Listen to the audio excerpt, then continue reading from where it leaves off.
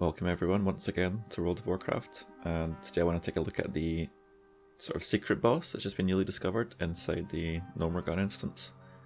And this is Engineer Omegaplugg. Now, this guy is pretty hardcore for a 5-man boss. If you look at his HP level, you can see it's pretty comparable to, say, a Mythic plus 10 boss with Tyrannical. And really it's a very intense boss, maybe a bit like a Final Fantasy reference because of the Omega in there. Omega weapon and so on was traditionally a very difficult boss. So we spent a couple of hours on this guy. The main problem we had was the bombs. We tried a lot of different tactics. We tried just hitting all the switches. We tried hitting the switches in a particular order. We tried kiting the bombs away from the boss. We tried soaking all of the bombs with bubble and with spell warding. All of these things we tried, we couldn't really get anything to stick. I know a lot of people are saying that kiting the boss to the doorway is a good way to do it, because you can funnel the bombs then. But we had the problem of the bombs just imploding on our tank. We tried with 2 tanks for a bit, but we couldn't really get the bombs to consistently aggro on the one primary tank. So this is where our tactic comes in.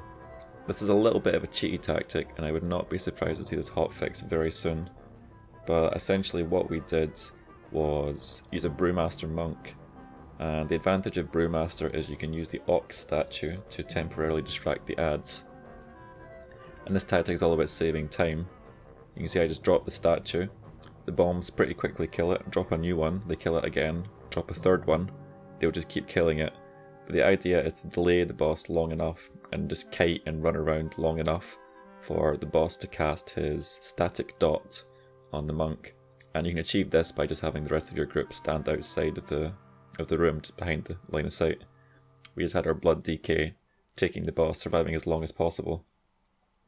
And when the static dot goes on the monk, you pop diffuse magic, and it reflects the dot back to the boss.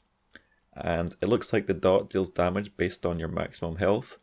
So you can see on the footage here that when the boss got the dot from the diffuse, he just started dropping like really quickly, rapidly losing HP.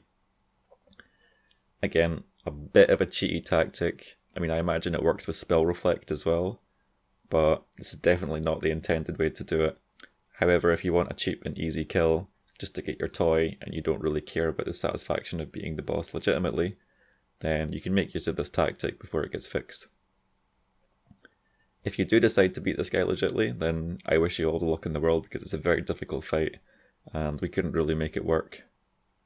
It felt like maybe the switches had something to do with it, but I don't know, it's very hard to tell because you press the switches and the vents close for a little while and then they just reopen again.